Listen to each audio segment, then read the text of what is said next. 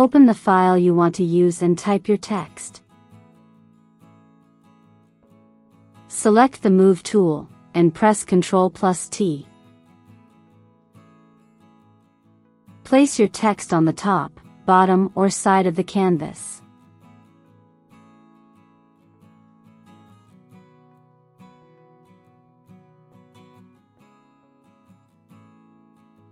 Select the background layer, and press Ctrl+J.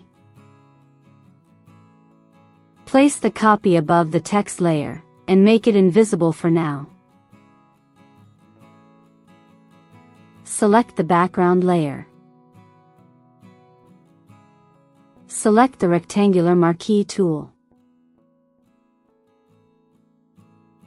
Select everything until the bottom of your text.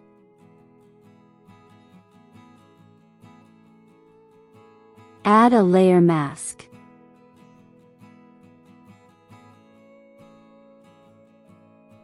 Add a solid color layer.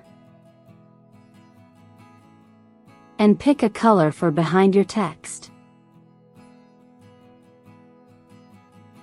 Place the color fill layer below all the other layers. Make the top layer visible again.